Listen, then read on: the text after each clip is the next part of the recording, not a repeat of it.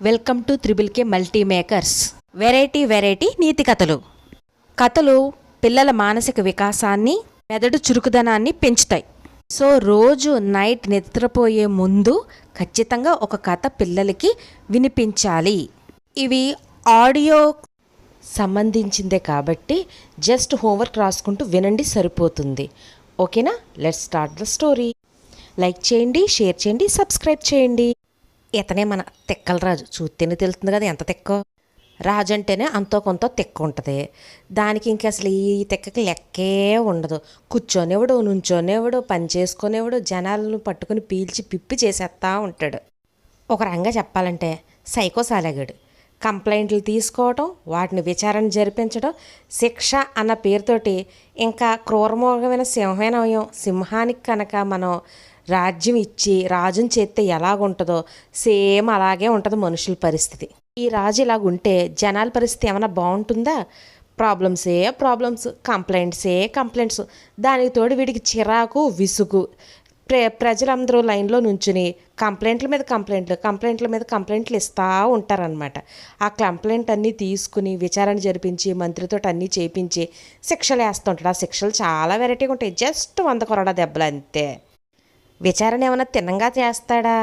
చాలా వంకర టెంకర విచారణలో 100 కొరడా దెబ్బలు అటు కంప్లైంట్ ఇచ్చినోడికి పడతాయా, ఇటు తప్పు చేసినోడికి పడతాయన్నది ఎవ్వరికీ క్లారిటీ లేదు. దీని దెబ్బతో జనాల పరిస్థితి ఉంటుంది చూడబ్బా. వాళ్ళు ఎలాగ ఏడుస్తారంటే ఇంకా చిన్నపిల్లలు గొక్క పెట్టినట్టు గొక్క పెట్టేస్తా ఉంటారు. వాళ్ళ ఏడుపుకి అంతే ఉంటుంది. ఇదేం రాజురా నాయన, కంప్లైంట్లు ఏంటి, గొడవ ఏంటి, తిరిగి నన్ను కొట్టడం ఏంటని పిల్లలు ఏడుస్తూ ఉంటారమ్మా, పసిపిల్లల్లాగానే. అలా కాదు, ఈ ఏడ్సే కన్నా ధైర్యం చేసుకుని రాజుగారి దగ్గరికి వెళ్ళి సార్ విచారణ సరిగ్గా జరిపించండి సార్ అని అడగాలని డిసైడ్ అయిపోతారు జనాలు. ఏడుపు ఆగదు, భయం ఆగదు, ఏం చెయ్యాలో తెలీదు. వెళ్ళి నెమ్మదిగా సార్ విచారణ మళ్ళీ చేయండి సార్ అనగానే రాజుగారు నవ్వి రాజుగారికి ఒక కొత్త ఐడియా ఒకటి వస్తుంది. అది ఎంత కొత్త ఐడియా అంటే ఫ్యూజులు ఎగిరిపోతాయి. రాజుగారు హట్ అయ్యారు. రాజుగారిని తీరు నచ్చలేదు కాబట్టి కంప్లైంట్ ఇచ్చినోడు, తప్పు చేసినోడు ఇద్దరికి 100 కొరడా దెబ్బలు వేసేయండి. విచారణ చేసే బాధ తప్పుద్దు నాకు, దరిద్రం వదిలిపోయి. డెసిషన్ విన్న రాణిగారికి మంటలు ఎగిసిపోయి తెక్కనాయాల ఈడుని ఈడి సంగతి నేను చెప్తానుండి. అసలు 100 కొరడా దెబ్బల కంప్లైంట్ ఇచ్చినోడుకా. వెంటనే రాణిగారు లెగిసి గుర్రం వేసుకుని వెళ్ళి రాజ్యం బయటకు ఒక్కసారి వెళ్ళి చాలా దూరం ఒకళ్ళు 2-3 కలిసి మంచి యోధులను కలిశాక వెళ్ళి ఆవిడ ప్లాన్ ప్రకారం అన్నీ పర్ఫెక్ట్గా జరగాలని ఖచ్చితంగా డెసిషన్ తీసుకుని రాజ్యంలో ప్రజలకు మంచి జరగాలి, ఇలాగుంటే కనుక చాలా కష్టమని ముసుగు వేసుకుని 4 మనుషుల హెల్ప్ తీసుకుని రాజుగారిని మొత్తానికి ముసుగు వేషంలోనే తీసుకుని వెళ్ళి రాజ్యం బయటికి తీసుకుని వచ్చి కిడ్నాప్ అనేది చేస్తారనమాట. కిడ్నాప్ చేయడం అయ్యాక ఆ కిడ్నాప్ చేసేసి వాళ్ళని ఒక దాంట్లో పెట్టి బయటికి తీసుకుని వెళ్తారు. తీసుకుని వెళ్ళాక చాలా దూరం అతన్ని ప్రయాణం తీసుకెళ్ళి 100 కొరడా దెబ్బలు రాజుగారినే కొడతారు. 3 రోజులు తిండెట్టడం మానేసి బాగా ఎండగట్టేసి తిరిగి తీసుకొచ్చి రాజ్యంలో వదిలేస్తారు. రాజుగారు ఏడుస్తారు చూడు, నొప్పికి ట్రీట్మెంట్కి. కొరడా దెబ్బలు ఇంత గట్టిగా ఉంటాయా, ఇంత బాధ ఉంటుందా అని గొక్క పెట్టి రాజుగారు సంటి పిల్లడిలాగా ఏడవడం మొదలు పెడతారు. అందరూ ఓదారుస్తారు.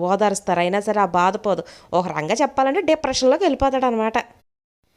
బాధ ఎంత బాధ వచ్చేస్తుందంటే, ఇంతమందిని కొట్టించాను, నాకు ఇంత బాధ వచ్చింది, వాళ్ళు అంతే బాధపడతారు కదా, కరెక్ట్ విచారణ జరిపించాలి ఇప్పుడు కూడా అని బాధపడుతుంటే అప్పుడు మంత్రి గారు వచ్చి రాజు బాధపడకూడదు, ధైర్యంగా ఉండాలి, అందరితోనూ కలుపుకుని వెళ్ళాలి, సంతోషంగా మీరుండి జరిగినవి మళ్ళీ రిపీట్ కాకుండా జాగ్రత్తగా చూసుకోండి సరిపోతుంది అనగానే మంత్రి గారు రాజుగారు ఇద్దరు కలిసిపోయి విచారణ సరిగ్గా జరిపిద్దాం మంత్రి గారు అని అంటే వెరీ గుడ్ బాయ్ అని ఇద్దరు కలిసి ఆనందంగా పడతారు. అప్పుడు మహారాజు గారు నేను అందరినీ కలుపుకుంటూ వెళ్తాను, అందరినీ కలుపుకుని బాగా చూసుకుంటాను, రాజ్యంలో బిడ్డలే నా బిడ్డలు అంటూ పాట పాడుతూ ఉండేసరికి జనాలకి ఎంత సంతోషం వేసేస్తుందంటే, ఇదే కదా మాకు కావాల్సింది, మా కొరడా దెబ్బలు తప్పినాయి అని ఆనందపడిపోతూ ఉంటారు. తప్పు చేయకుండా ఏ మనిషిని కూడా మనం శిక్షించకూడదు. అలా కనుక శిక్షిస్తే ఖచ్చితంగా ఆ శిక్ష అనేది మనకి రిటర్న్ గిఫ్ట్ కింద వచ్చేస్తుంది. ఓకే. ఇదండి మన తిక్కరాజు గారి కథ. నా దగ్గర బోల్డ్ అని రాజుగారి కథలు ఉన్నాయి. ఓకేనా పిల్లలు, అన్నీ చెప్తాను మీకు. మీకు తెలిసిన వెరైటీ కథలు ఏమన్నా ఉంటే నాకు కామెంట్ సెక్షన్లో చెప్పండి. లైక్ చేయండి, షేర్ చేయండి, సబ్స్క్రైబ్ చేయండి. అమ్మకు ఫోన్ ఇచ్చేయండి పిల్లలు, పట్టుకోవద్దు ఫోన్ చేత్తోటి. ఓకేనా, బాయ్.